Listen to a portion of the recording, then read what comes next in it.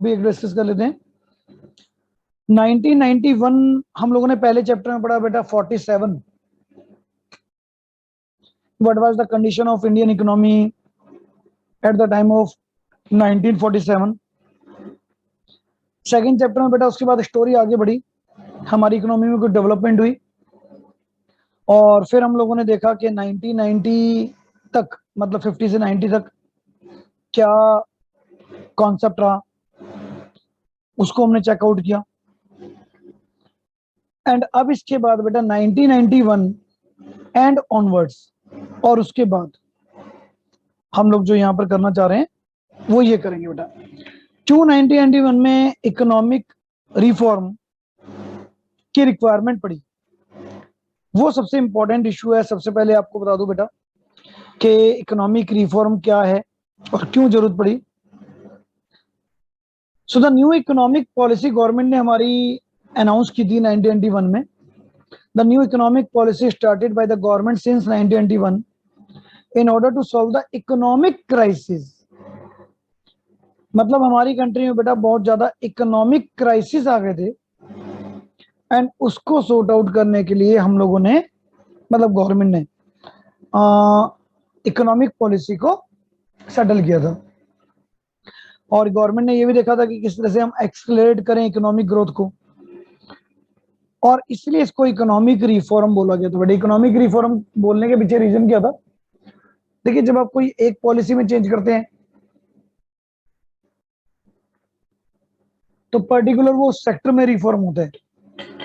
जैसे एग्रीकल्चर में हुआ था बेटा, हम लोगों ने पढ़ा था ग्रीन रेवोल्यूशन, या फिर इंडस्ट्री में होता है तो उसको हमने बोलता है इंडस्ट्रियल पॉलिसी रेजोल्यूशन। यहाँ पर इकोनॉमिक रिफॉर्म क्यों वर्ड लगाया जा रहा है? बिकॉज बेटा इकोनॉमी के हर सेक्टर को पूरी तरह से बदल दिया गया था। तो that means the entire sector of the economy that was change. और इसके लिए गवर्नमेंट ने 3 मेजर पॉलिसी एक साथ अडॉप्ट की थी। First was the liberalisation, second was the privatization, and third was the globalization, which is known as LPG policy, right बेटा? तो इस पॉलिसी के बारे में 1 by 1 हम लोग आने वाले टाइम में इस चैप्टर में डिस्कस करेंगे। क्यों जरूरत थी बेटा इकोनॉमिक रिफॉर्म की? नीड क्यों थी? ऐसा क्या हो गया था हमारी कंट्री में कि हमें इकोनॉमिक रिफॉर्म करना पड़ा, इतनी सारी पॉलिसी रीमेंटेन करनी पड़ी? देखिए, मैंने आपको बताया था बेटा लास्ट क्लास में, एक छोटा सा हिंट दिया था, वो फिर बता रहा हूं कि on the point of view of economy हमारे पास एक माउंटिंग फिस्कल डेफिसिट हो गया था। मतलब इकोनॉमी में फाइनेंशियल क्राइसिस हो गए थे। हमारा बेटा फॉरेन ट्रेड, क्योंकि इंपोर्ट बहुत ज्यादा हो रहा था और एक्सपोर्ट हम कर नहीं पा रहे थे ज्यादा, तो दैट्स वाई इंपोर्ट सब्स्टिट्यूशन की पॉलिसी बहुत ज्यादा सक्सेसफुल नहीं हो पाई थी। अब हुआ क्या जी, जो हमारे पास फॉरेन ट्रेड का रिजर्व बचा था बेटा, तो वो हार्डली 10 डेज का बचा था। मतलब 10 दिन से ऊपर तो हम अपना इंपोर्ट भी नहीं कर पाएंगे, ये हालात हो गए थे। अब ऐसे टाइम पर गवर्नमेंट को लगा कि हाँ, कुछ ना कुछ तो सोल्यूशन करना पड़ेगा ना। तो वही चीज यहाँ पर भी है। जैसे बेटा जब हम भी अगर कोई एक होम एनवायरनमेंट में लगता है हमें, हम लोग भी क्या करते हैं बेटा, आपके पेरेंट्स भी जो ग्रोसरी का सामान होता है जब देखते हैं खाली होने वाला तो उससे पहले ही नया परचेज करने की ट्राई करते हैं ना। हम लोग भी महीने का बजट बनाते हैं तो कहते हैं हाँ भाई ये चीज खत्म होने वाली है, घर में शुगर खत्म होने वाली है, ले आओ। या खत्म होने के बाद लाते हैं, पहले लाते हैं। तो वही चीज यहाँ पर था बेटा, क्योंकि अब हार्डली हमारे पास एक माउंटिंग फिस्कल डेफिसिट हो चुका था। पहली बात तो अलग अलग रीजन बढ़ा रहा हूँ यहाँ पर आपको मैं। What is mean bye mounting fiscal deficit? Fiscal deficit कहते हैं बेटा आपकी गवर्नमेंट के बजट में लॉस, गवर्नमेंट के बजट में घाटा। अब वो गवर्नमेंट के बजट में जो घाटा था, that mean to say government के एक्सपेंडिचर ज्यादा थे और गवर्नमेंट की रिसीट्स, गवर्नमेंट की इनकम कम थी। So fiscal deficit of the government had been mounting year after year on the continuous increase in the non development expenditure. अब government के बेटा जी नॉन डेवलपमेंट एक्सपेंडिचर बहुत ज्यादा थे। देखिए, 2 तरह के खर्चे होते हैं गवर्नमेंट के, एक होते हैं डेवलपमेंट इरिगेशन फैसिलिटी, फ्लाईओवर बनाना, प्रोजेक्ट बनाना, डैम बनाना, एनर्जी पावर, ये सब बेटा डेवलपमेंट एक्सपेंस होते हैं। और गवर्नमेंट के जो रूटीन नेचर के खर्चे हैं, जैसे कि एडमिनिस्ट्रेशन की सैलरी, लॉ एंड ऑर्डर में किया गया खर्चा, मिलिट्री पे किया गया खर्चा, ये सब नॉन डेवलपमेंट होते हैं बेटा, क्योंकि जरूरी तो है ये, लेकिन कंट्री की कोई डायरेक्टली डेवलपमेंट नहीं दिख रही। अब हमारे यहाँ पर बेटा एडमिनिस्ट्रेटिव एक्सपेंसेस बहुत ज्यादा थे, सरकारी कंपनियां सब लॉस में चल रही थी, खर्चे पूरे थे, पॉलिटिशियन के खर्चे पूरे थे, एडमिनिस्ट्रेशन लॉ एंड ऑर्डर में पूरी सैलरी जा रही थी। तो ड्यू टू दैट रीजन हमारे यहाँ पर फिस्कल डेफिसिट बहुत बड़ा हो गया था। और फिस्कल डेफिसिट को बेटा पूरा करने के लिए क्या लोगे? लोन लोगे।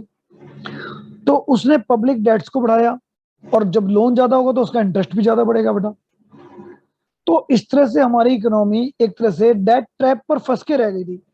डेट ट्रैप कहते हैं बेटा लोन के जाल में। जैसे पहले पुअर फार्मर होते थे ना, एक लोन को पूरा करने के लिए दूसरा लोन लिया, उसका इंटरेस्ट भी चढ़ गया बेटा, उसके लिए तीसरा लोन लिया, लास्ट में वो पता लगता था उसके ऊपर लोन ही लोन चढ़ गए, वो बेचारा मर जाता था एक तरह से। तो now does it become essential for the government to reduce its non-development expenditure? अब बेटा गवर्नमेंट का जरूरी हो गया था कि अपने नॉन डेवलपमेंट एक्सपेंडिचर कम करे और फिस्कल डिसिप्लिन को थोड़ा सा इकोनॉमी में दोबारा लाया जाए। तो दैट्स वाई ऐसी स्ट्रेटजीज यूज की गई कि हाँ भाई अब इकोनॉमी में जरूरत है कि कोई स्ट्रॉन्ग पॉलिसीज बनाई जाए, जिससे कि हमारा जो माउंटिंग पहाड़ जैसा फिस्कल डेफिसिट है उसको हम थोड़ा कम कर पाए। सेकेंड पॉइंट बच्चे, adverse balance of payment. Balance of payment किसे कहते हैं बेटा? एक कंट्री से पूरे रेस्ट ऑफ द वर्ल्ड के साथ बेटा हमें कुछ पैसा देना होता है और कुछ पैसा लेना होता है। जैसे हम एक्सपोर्ट इंपोर्ट करते हैं और फर्दर ट्रांजैक्शन होती है बेटा, कैपिटल का इनफ्लो आउटफ्लो। तो नेचुरल है हमें कुछ देना भी और कुछ लेना भी है। अब वो जो बैलेंस ऑफ पेमेंट है, अगर हमारी रिसीविंग ज्यादा होगी तो बेटा उसको बोलते हैं पॉजिटिव बैलेंस ऑफ पेमेंट, और अगर हमारे ऊपर ड्यूज ज्यादा निकलेंगे तो that is called adverse balance of payment. So now when receipts of the foreign exchange fall short of their payment, the problem of adverse balance of payment arises। तो ये आपको समझाया जा रहा है बेटा कि जब फॉरेन करेंसी का इनफ्लो कम हो जाएगा और फॉरेन करेंसी का आउटफ्लो हमारी कंट्री से ज्यादा होगा तो इसे हम एडवर्स बैलेंस ऑफ पेमेंट कहते हैं। हालांकि कह रहा है despite the restrictive policy adopted by the government till 1990, government ने बेटा 1990 तक इंपोर्ट सब्स्टिट्यूशन जैसी पॉलिसी यूज भी की थी और एक्सपोर्ट प्रमोशन पॉलिसी भी यूज की थी, पर बेटा उससे भी जो डिजायर रिजल्ट थे ना वो नहीं आ पाए। ये हम लोगों ने प्रीवियस चैप्टर में पढ़ा है, प्रोटेक्शन पूरा सक्सेसफुल नहीं हो पाया था बेटा। और हमारा एक्सपोर्ट इंटरनेशनल लेवल का था नहीं, तो हम लोग बेटा गुड्स को बहुत ज्यादा एक्सपोर्ट नहीं कर पा रहे थे क्योंकि इंटरनेशनल क्वालिटी और उस प्राइस को बीट करना हमारे लिए पॉसिबल नहीं हो पा रहा था। So our export could not compete in term of price and the quality in the international market। सो होना क्या था बेटा, जब एक्सपोर्ट हम कर नहीं पा रहे, इंपोर्ट को हम रोक नहीं पा रहे, तो as a result there is a slow growth of export and rapid increase in import and accordingly the burden of foreign debt service increases.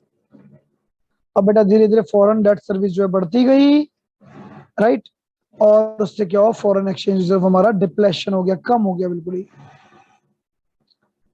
मतलब समझो इकोनॉमी में इतना क्राइसिस आ गया था कि जो उस टाइम की गवर्नमेंट थी उसको बिल्कुल झंझोड़ दिया था बेटा उसने। तो कहीं तो कहते हैं ना कि कहीं तो बेटा रिक्वायरमेंट पड़ेगी कि हाँ अब तो कुछ करना पड़ेगा, तो वो सिचुएशन आ जाएगी, आ गई थी उस टाइम पर। तो उस टाइम पर इंडियन गवर्नमेंट डू और डाई वाली सिचुएशन थी। अच्छा ये तो हमारी इंटरनल पॉलिसी थी, भाई हम एक्सपोर्ट अच्छा कर नहीं पा रहे थे, इंपोर्ट ज्यादा करना पड़ रहा था, फिस्कल डेफिसिट घाटा हमारी कंट्री में आ रहा था बेटा बजट में। और वो कहते हैं ना जब मुसीबत आती है तो हर तरफ से आती है। तो ये नहीं कि इंडिया को सिर्फ इंडिया की बैड पॉलिसीज ने घेरा बेटा, कुछ गल्फ कंट्रीज में उस टाइम पर इराक वार हो गई थी 1991 में, और आपको पता है बेटा, जब किसी कंट्री में वॉर होती है तो जो भी हमारा इंपोर्ट होता है उसके प्राइसेस बढ़ जाते हैं। अभी लेटेस्ट एग्जांपल आप यूक्रेन और रशिया का देख रहे हैं, तो बेटा गैस प्राइजेस, मेटल प्राइजेस, इन सब के प्राइजेस डबल ट्रिपल होते जा रहे हैं। तो यही चीज सिचुएशन उस टाइम पर हुई थी। तो इंडिया पहले से सफर कर रहा था और ऊपर से बेटा इराक वार हो गई और गल्फ कंट्री में प्राइजेस के प्राइस बढ़ गए। अब प्राइजेस पेट्रोल के जो हैं बढ़ गए, तो बेटा पेट्रोल तो इंपोर्ट करना एक कंपलसरी आइटम में था। तो सबसे बड़ा प्रॉब्लम इंडिया के पास जो उस टाइम पर फॉरेन रिजर्व जो बचा कुछ जो भी था, उसमें से एक बड़ा पोर्शन गल्फ कंट्रीज को चला गया, क्योंकि पेट्रोल तो बेटा एक नेसेसरी आइटम में आया था ना, बिना उसके इंपोर्ट किए तो फिर ट्रांसपोर्टेशन रुक जाएगा। तो मीनिंग इज डेट कि इस टाइम पर इंडिया में बेटा धीरे धीरे धीरे धीरे क्या हुआ कि भी हर तरफ से हम लोग सेटबैक होते जाते। स्नेहा जी, आपने क्वेश्चन पूछा है फॉरेन डेट सर्विस इंक्रीज क्यों हुए, यही तो आपको समझाया बेटा। फॉरेन डेट सर्विस मतलब हमें डेट्स लेने पड़ रहे हो, डेट्स मतलब उधार को बोलते हैं बेटा। तो डेट सर्विसेज बढ़ती गई ना बेटा, तो जब कहीं पर आपको पैसों की कमी होगी तो आप उधार ही तो लोगे बेटा, तो वो बढ़ते गए। इसके बाद बेटा पब्लिक सेक्टर, ये लास्ट क्लास में डिस्कस हो चुका है बच्चे, पब्लिक सेक्टर पुअरली वर्क कर रहे थे। अब जो हमारे पब्लिक सेक्टर थे क्या था, बिल्कुल पुअर, निकम्मे, करप्शन, लीकेजेस, इनएफिशिएंसी, इन तीनों ने बेटा पब्लिक सेक्टर को घेर रखा था। तो पब्लिक सेक्टर ना हमारे लिए इनकम की जगह एक लायबिलिटी में कन्वर्ट हो गए थे, क्योंकि most of the public sector बेटा लॉस में चल रहे थे और उनकी परफॉर्मेंस क्वाइट सेटिस्फैक्टरी, कुछ हद तक सेटिस्फैक्टरी थी, बस परफेक्शन नहीं थी। बल्कि इसमें कम भी कर सकते हो आप, वाई नॉट क्वाइट सेटिस्फैक्टरी लिख दो, बल्कि ज्यादा अप्रोप्रिएट बैठ रहेगा। On account of these factors it become imperative for the government to adopt new economic policy, initiate economic reform। तो बेटा इन सब चीजों को देखते हुए गवर्नमेंट को पता लग गया था कि हमें कुछ ना कुछ तो चेंजेस करने पड़ेंगे, क्योंकि कहीं से भी कोई सपोर्ट नहीं मिल रहा। और बेटा जब इकोनॉमी में क्राइसिस आते हैं ना, तो कहते हैं ना कि और ज्यादा लॉसेस होने शुरू होते हैं, और ऐसे टाइम पर हमेशा प्राइसेस बढ़ने शुरू होते हैं due to rise in price.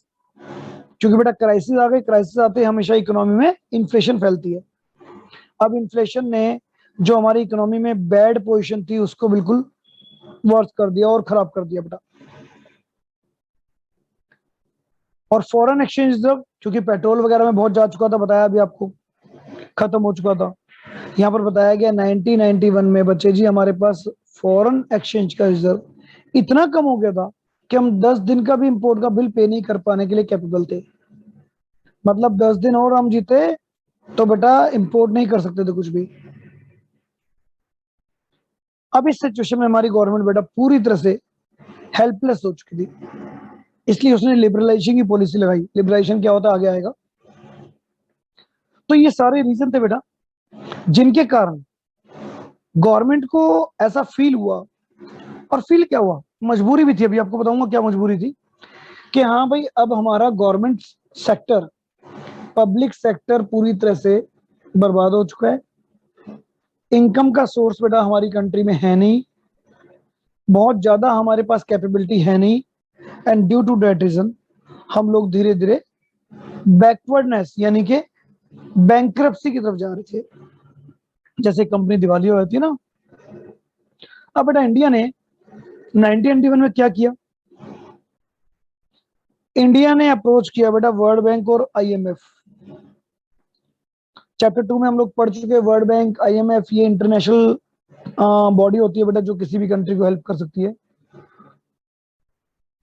अब इंडिया ने क्यों अप्रोच किया कि भाई पैसों की कमी, आप पैसा दीजिए। सो बेटा आईएमएफ और वर्ल्ड बैंक से बिल्कुल इन्हें लोन मिला, क्योंकि बेटा वो तो हेल्प करने के लिए बनी है ऑर्गेनाइजेशन। $7 बिलियन का इनको लोन मिला इस क्राइसिस से निपटने के लिए। बट बेटा एक चीज देखो, कभी भी कोई भी लोन आपको सेव नहीं कर सकता जब तक आप अपने एफर्ट्स नहीं लगाएंगे। इट्स ओके, जब तक आप अपने एफर्ट्स नहीं लगाएंगे। क्योंकि बेटा सबसे बड़ी प्रॉब्लम ये है, लोन तो एक टेम्परेरी सपोर्ट है ना, आपके अपने एफर्ट्स लगाने बेटा बहुत जरूरी है। कल को तभी तो लोन आप रीपे कर पाओगे ना। तो सबसे बड़ी अप्रोच क्या है बेटा, वर्ल्ड बैंक और आईएमएफ ने इंडिया को प्रेशराइज किया, समझाया कि लोन तो हम दे रहे हैं, पर आप ये समझिए लोन लेने से कब तक चलेगा, 6 महीने और चल जाएगा, फिर आप कहेंगे लोन दीजिए। आप उन वीकनेसेस को, आप उन कमियों को एक्सेप्ट कीजिए जो आपकी कंट्री में है। अब गवर्नमेंट ने कहा क्या कमी है सर, मुझे तो समझ में नहीं आ रहा, फॉर एग्जाम्पल। तो वर्ल्ड बैंक ने समझाया कि देखो भाई, आपने पब्लिक सेक्टर में ही सारा काम कर रखा है, प्राइवेट सेक्टर को तो बिल्कुल रिस्ट्रिक्ट कर रखा है।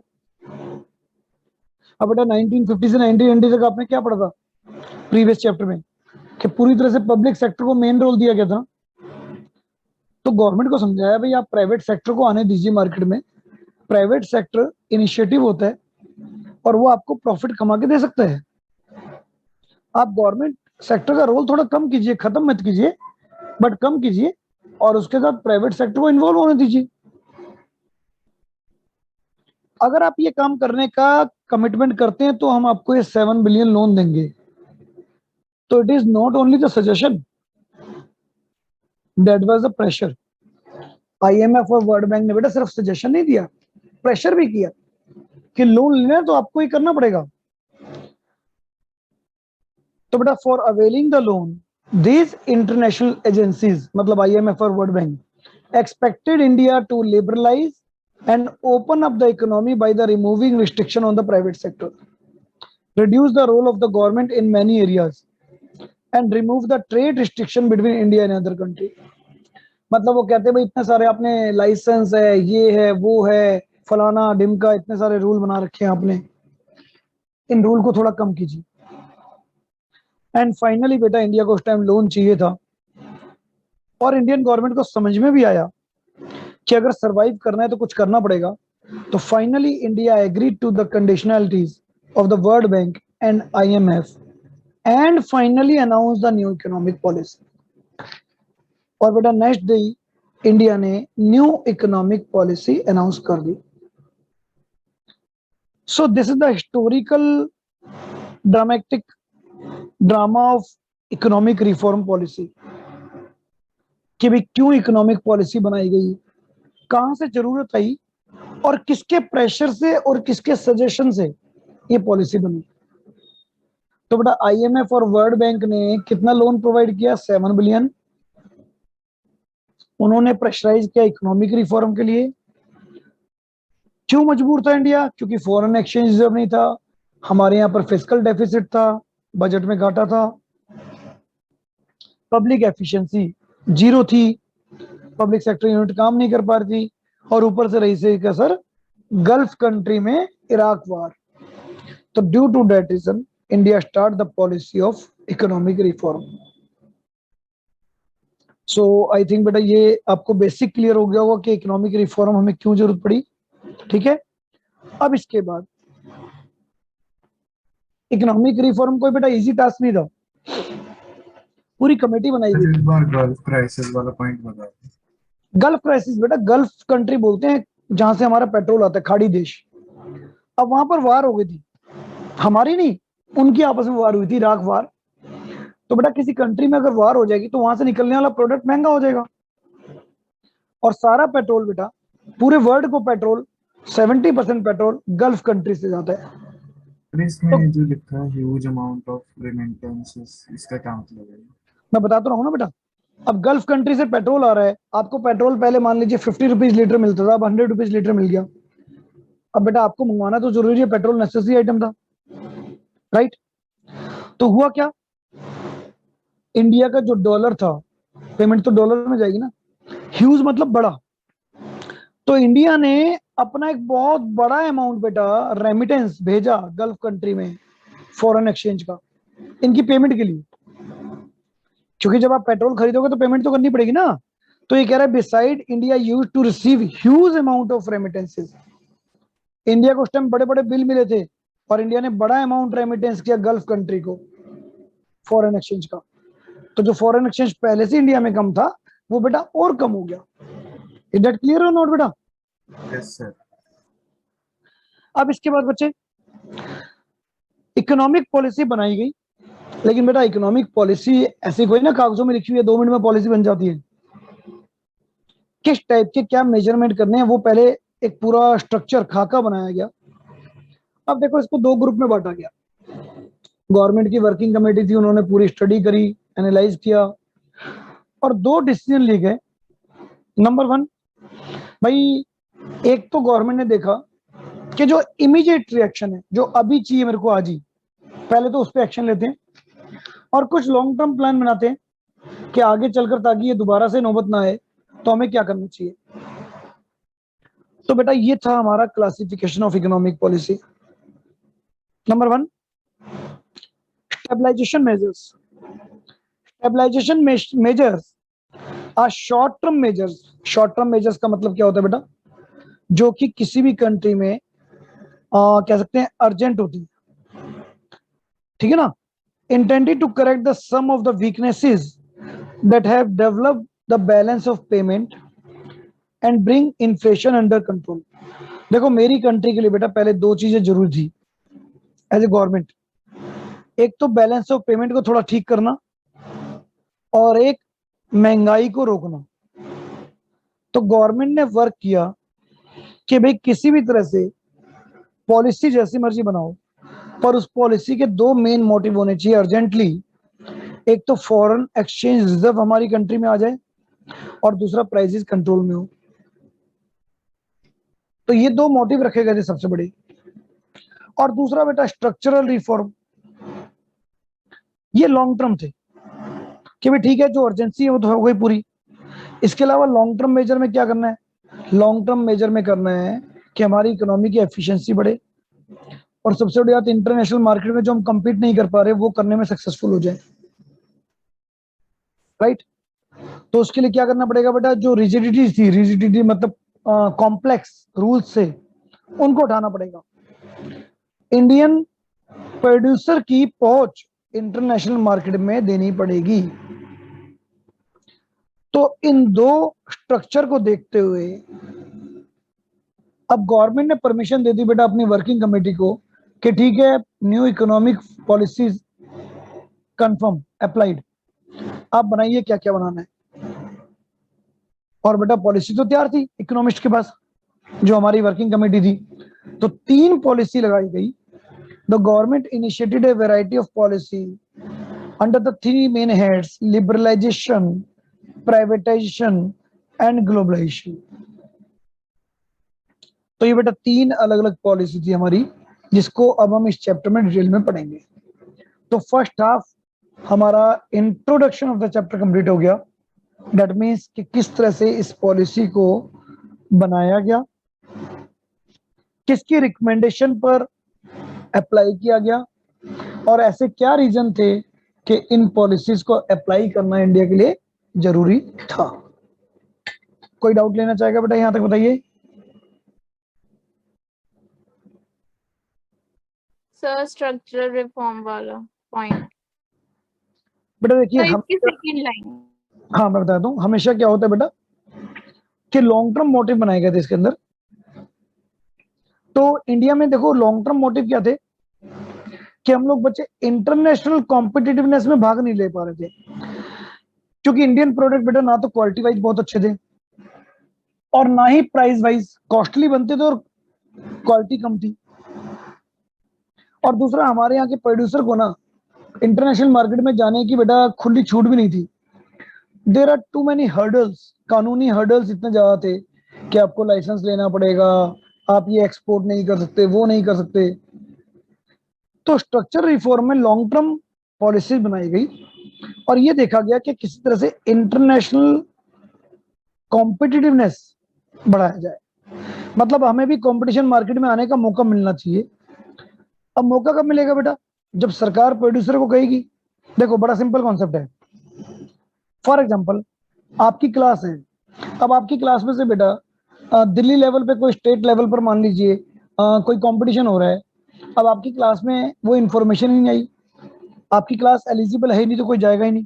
लेकिन अगर सपोज आपके स्कूल में अनाउंसमेंट हो जाए कि अगर आप में से कोई इनिशिएटिव लेना चाह रहा है तो ये डिबेट है या ये कंपटीशन है, तो अपना नाम दे सकते हैं। तो बेटा हो सकता है ना कोई ऐसा मल्टी टैलेंटेड बच्चा हो आपके स्कूल में जो शायद अच्छे से अच्छे स्कूल को बीट कर दे। तो यही चीज इंडिया में थी। इंडिया में प्रोड्यूसर को चांस भी नहीं दिया जा रहा था कि भाई आप इंटरनेशनल मार्केट में काम कर सकते हैं। तो उसके लिए क्या था, वो जो रिजिड स्ट्रक्चर था, रिजिड कहते हैं बेटा बहुत कॉम्प्लेक्स, जो अलग अलग सेगमेंट में रिजिड स्ट्रक्चर था, उसको रिमूव करने की जरूरत इसमें रखी गई, ताकि एक कॉमन प्रोड्यूसर भी अगर उसमें कैपेबिलिटी है तो वो बेटा इंटरनेशनल मार्केट में जाकर अपनी पहचान बना सके। और आज की डेट में बेटा आप देखते हैं there are so many Indian brand जो लोकल हैं बट इंटरनेशनल लेवल पे चल रहे हैं बहुत अच्छे।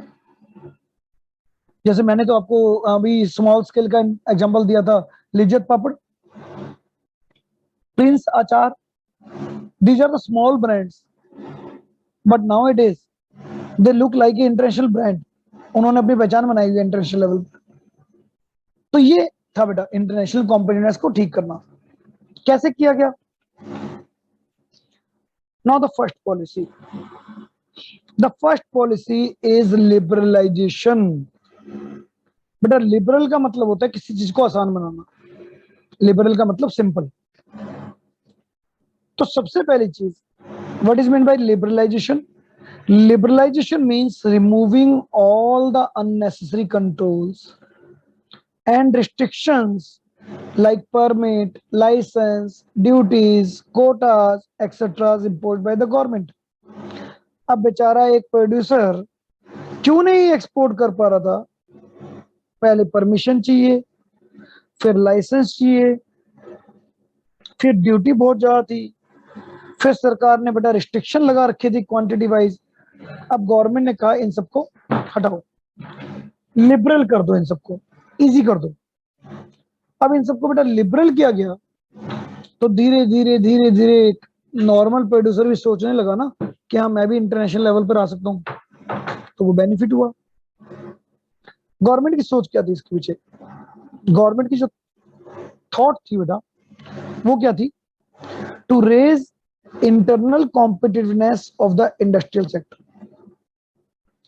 जब देखिए लाइसेंस हटाया जाएगा, जब रिस्ट्रिक्शन हटाए जाएंगे, तो सबसे पहले तो जो इंटरनली प्रोड्यूसर हैं उनमें कंपटीशन बढ़ेगा।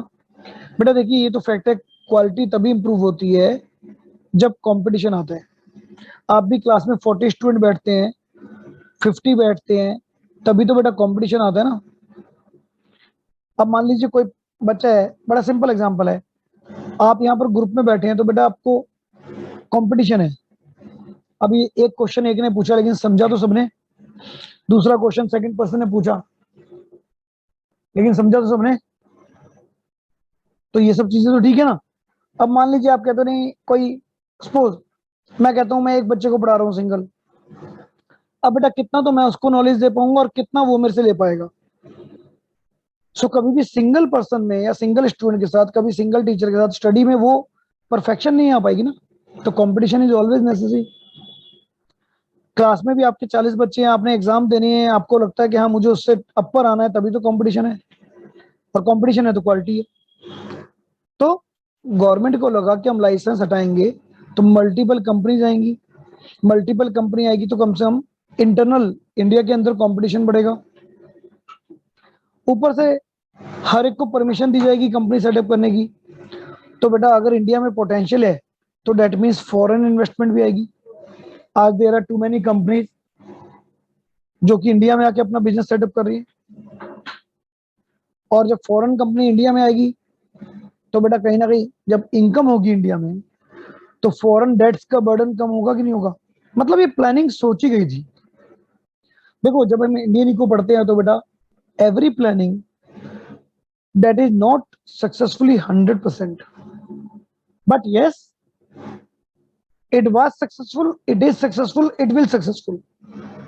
अब वो सक्सेसफुल कितने परसेंट हुई, that is another issue, that is a different question of debate. पर बेटा that is the structure of policy कि इस पॉलिसी के पीछे गवर्नमेंट की सोच क्या थी। और जब प्रोड्यूसर बहुत सारे होंगे तो बेटा एक्सपोर्ट बढ़ेगा, और एक्सपोर्ट बढ़ेगा तो हमारे पास फॉरेन एक्सचेंज आएगा, जिससे हम टेक्नोलॉजी को और कैपिटल गुड्स को बेटा जी इंपोर्ट कर सकते हैं। तो ये बेनिफिट हुआ कि नहीं हुआ? तो ये सारा बेटा हमारा बेनिफिट उस टाइम सोचा गया था और मिला भी बेनिफिट। अब बेटा यहां पर हम बात कर रहे हैं कि आखिर पॉलिसी थी क्या। अभी तक पॉलिसी तो हमने पढ़ी नहीं ना, अभी तो हमने पॉलिसी सिर्फ समझी है, राइट। स्टार्ट करें बेटा। लिबरलाइजेशन मेजरमेंट कोई एक पॉलिसी नहीं थी, it is the combination of various sector in the economy. अब जुलाई 91 में बेटा फाइनली ये पॉलिसी 4-5 महीने की मेहनत के बाद इंट्रोड्यूस कर दी गई। तो लिबरलाइजेशन व्हेन अप्लाइड, जुलाई 1991। मैंने पहले ही बताया था, in Indian economics that is very important. सुनो, इंडस्ट्रियल सेक्टर रिफॉर्म। अब इंडस्ट्रियल सेक्टर रिफॉर्म में बेटा क्या क्या इंक्लूड था? देखिए, सबसे पहले तो हम अलग अलग रिफॉर्म पढ़ेंगे। रिफॉर्म का मतलब जो पॉलिसी बनाई गई। अब इंडस्ट्रियल सेक्टर था बेटा हमारे यहाँ, फॉरेन ट्रेड था, टैक्सेशन था, हर जगह में रिफॉर्म की रिक्वायरमेंट थी।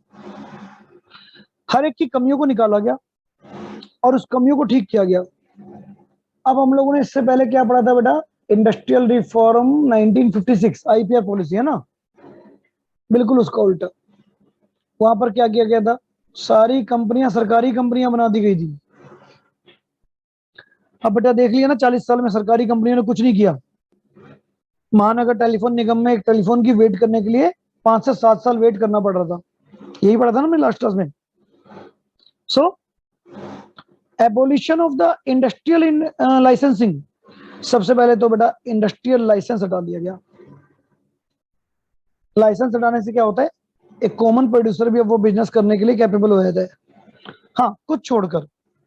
Industrial licence was abolish for all the project except कुछ बेटा चीजें हैं जिसपे लाइसेंस बहुत जरूरी होता है, जैसे कि alcohol product, cigarettes, hazard chemical, industrial explosive, electronic, aerospace, drugs, pharmaceutical. क्योंकि देखिए इन चीजों पर गवर्नमेंट का कंट्रोल जरूरी है, लेकिन एक कंज्यूमर आइटम पर लाइसेंस डाइजेस्ट नहीं होता था ना बेटा पहले, तो कम से कम उनपे सब पे लाइसेंस हटा दिया गया।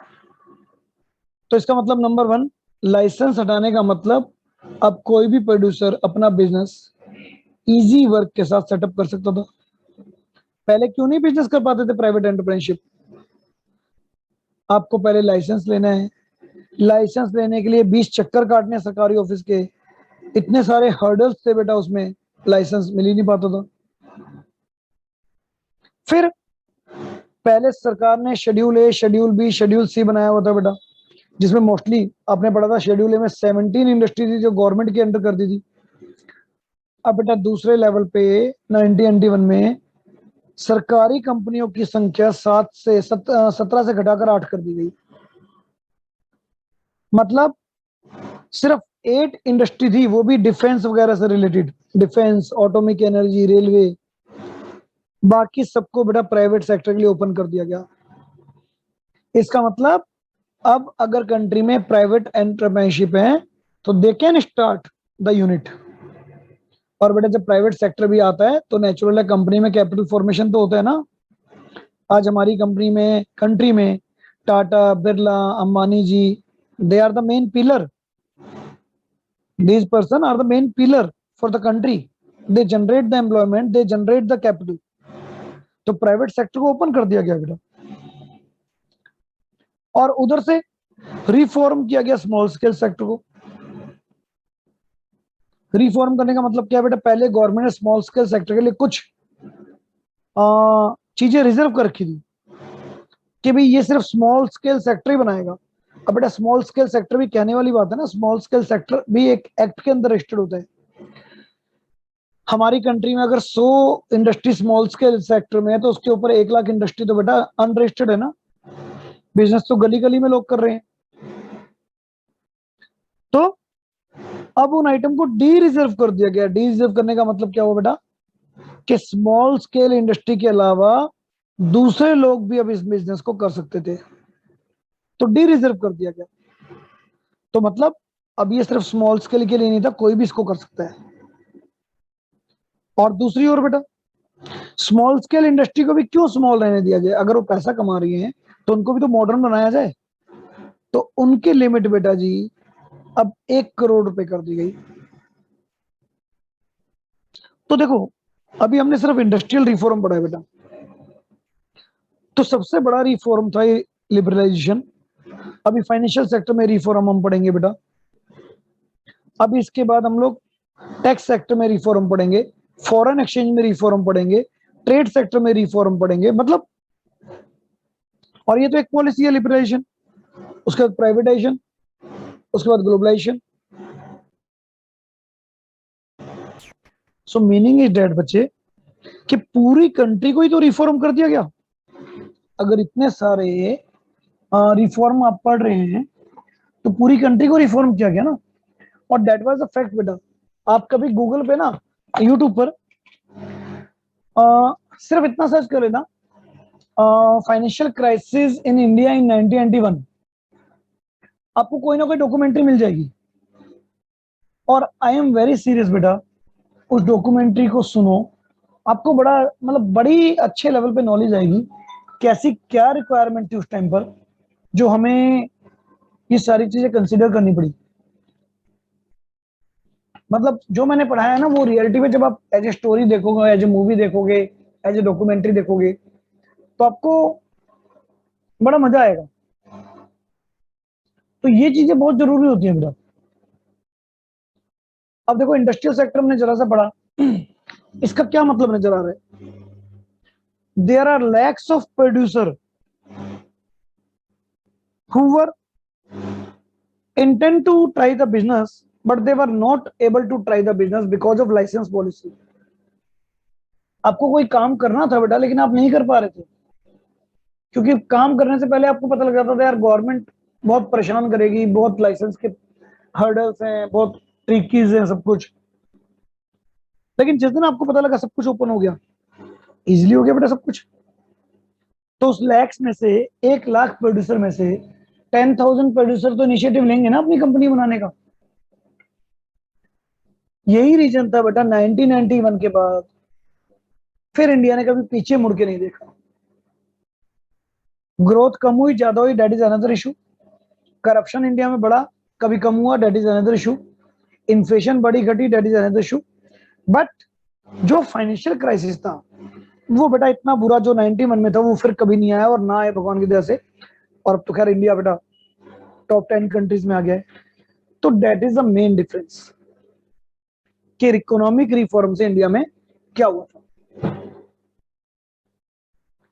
ऐसे ही जब पब्लिक सेक्टर को कॉन्ट्रैक्ट किया गया तो प्राइवेट सेक्टर को लाने की मन में थी। क्या मतलब था बेटा प्राइवेट सेक्टर को लाने का? प्राइवेट सेक्टर को लाने का क्या मतलब था? प्राइवेट सेक्टर को लाने का मतलब था बेटा, क्योंकि प्राइवेट सेक्टर हमेशा इनिशिएटिव एंगल से काम करता है। प्राइवेट सेक्टर जब आता है तो वो क्या करता है बेटा, he provide the salary only for the work. वो काम के लिए आपको सैलरी देगा, काम करोगे तो आपको सैलरी मिलेगी, काम नहीं करोगे तो आपको सैलरी नहीं मिलेगी। तो पब्लिक सेक्टर की तरह इनएफिशिएंट नहीं है, प्राइवेट सेक्टर एफिशिएंसी के ऊपर चलता है। दैट्स वाई प्राइवेट सेक्टर आने लगे तो अपने आप ही ग्रोथ हो गई। आप कहीं पर भी देख लो इंडिया में, जहां भी जिस कंपनी में प्राइवेट सेक्टर आएगा बेटा वो कंपनी अपने आप ही चलने लगती है धीरे धीरे। जैसे MTNL वर्सेस एयरटेल, है ना जी डिफरेंस। जैसे कि दिल्ली में मैंने बताया हुआ पहले भी शायद, पहले सरकारी बेटा बिजली होती थी डेसू, अब BSCS रिलायंस ने ले रखी है। तो देयर इज सो इम्प्रूवमेंट, बहुत सारे इम्प्रूवमेंट हुए बेटा। स्नेहा जी आपने पूछा है फर्स्ट पॉइंट में डाउट है बेटा, एक बार बोल के बताओ बेटा क्या इसका चल रहा फर्स्ट पॉइंट नहीं सर, स्टार्टिंग का फर्स्ट पॉइंट है। दिस वन बेटा, डेफिसिट वाला सर, इसका बेटा एकदम स्टार्टिंग का स्टार्टिंग बेटा क्वेश्चन नंबर बताओ प्लीज। Question number 1। अभी आप क्वेश्चन नंबर 1 पे कैसे हो बेटा? मैं क्वेश्चन नंबर 5 पे आ गया हूँ। चलिए कोई बात नहीं बेटा, आपके सरकारी बजट बनता है हर साल कंट्री का। अब बजट के अंदर बेटा जब खर्चे ज्यादा होंगे, एक्सपेंस ज्यादा होंगे और रिसीट्स कम होगी, तो उसको बोलते हैं फिस्कल डेफिसिट। अभी हमारा मैक्रो में बेटा पूरा चैप्टर आएगा बजट के ऊपर, वहां हम इसको पढ़ेंगे, बट आपको समझा रहा हूं यहाँ पर कि सरकारी खर्चे सरकारी इनकम से ज्यादा थे, और जब आपके खर्चे बजट में इनकम से ज्यादा होते हैं तो वहां पर आता है बेटा घाटा, और घाटे को बोलते हैं, सरकारी घाटे को फिस्कल डेफिसिट। तो फिस्कल डेफिसिट हो गया तो उसको पूरा करने के लिए भी तो पैसे चाहिए ना बेटा, ये बताया गया था इसके अंदर। बाकी आपको कोई पर्टिकुलर लाइन में डाउट है तो बताइए बेटा, मैं बताता हूँ आपको। पब्लिक डेट और इंटरेस्ट पेमेंट। पब्लिक डेट बेटा, पब्लिक देखो जहां भी वर्ड आता है ना गवर्नमेंट के लिए आता है, public sector unit, public debts. तो सरकार को डेट्स मतलब लोन लेना पड़ा था, और लोन के ऊपर फिर लायबिलिटी इंटरेस्ट की बन जाती है, तो लोन उसके ऊपर इंटरेस्ट, लोन उसके ऊपर इंटरेस्ट। इस तरह से हमारी सरकार डेट ट्रैप जेल में फंस गई थी। डेट ट्रैप मतलब लोन का जाल, तो आप उधार के जाल में फंस जाते हो, ये सिचुएशन आ गई थी। करेक्ट बेटा? हाँ जी। तो यहाँ जो डेट मेंशन है वो IMF और वर्ल्ड बैंक का डेट मेंशन है। नहीं बेटा, यहाँ पर ऐसा कोई वर्ड नहीं। डेट का मतलब डेट होता है बेटा, उधार कहीं से भी हो सकता है वो। IMF तो बेटा अभी देगी ना, समझो आप, ये तो IMF से मिलने की पहले की बात बता रहा हूँ ना मैं आपको, कि 1991 में क्यों जरूरत थी रिफॉर्म की। तो IMF ने तो 1991 में लोन दिया था इस कंडीशन के साथ कि आप रिफॉर्म लाओ। तो पब्लिक डेट का मतलब होता है बेटा, आप कहीं से भी उधार ले रहे हो, जब सरकार उधार लेती है, चाहे वो नेशनल हो चाहे वो इंटरनेशनल हो, किसी भी टाइप का डेट। ठीक है? Yes sir. अब देखो बेटा, जो आज हमने टॉपिक कवर किए हैं, इतना टॉपिक है ना आज के लिए बेटा, लर्निंग पॉइंट ऑफ व्यू से और अंडरस्टैंडिंग पॉइंट ऑफ व्यू से। So what is mean by economic reform, why we need the economic reform, जिसके अंदर हमने सारे पॉइंट कवर किए बेटा। Reasons, what is the basic of policy, IMF और वर्ल्ड बैंक जिन्होंने प्रेशराइज किया था। What is the structure of economic policy, stabilisation और स्ट्रक्चर रिफॉर्म। स्टेबलाइजेशन में हमने पढ़े शॉर्ट टर्म कि इकोनॉमी में जो इन्फ्लेशन है वो रुकनी चाहिए और कम से कम फॉरेन एक्सचेंज मिले, और स्ट्रक्चर रिफॉर्म में बेटा लॉन्ग टर्म कि हमारी कैपेसिटी बढ़े ताकि हम इंटरनेशनल कंपटीशन में भाग ले सकें, पार्टिसिपेट कर पाए। उसके बाद हमने लिबरलाइजेशन पढ़ा बेटा। लिबरलाइजेशन के अंदर हमने लिबरलाइजेशन के क्या ऑब्जेक्टिव थे, और आफ्टर दैट बेटा लिबरलाइजेशन के क्या मेजरमेंट थे, जो कि हमने इंडस्ट्रियल सेक्टर रिफॉर्म जिसके अंदर करा है। Next class we will done the financial sector. Financial sector related to RBI, taxation, India में टैक्सेशन को कैसे सिंप्लीफाई किया गया, फॉरेन ट्रेड, फॉरेन ट्रेड के लिए हमारी गवर्नमेंट ने क्या क्या सिस्टम लगाए so that India economy develop हो पाई। So that will be done in the next class. Before leaving the class बेटा कोई डिस्कशन या डाउट है प्लीज?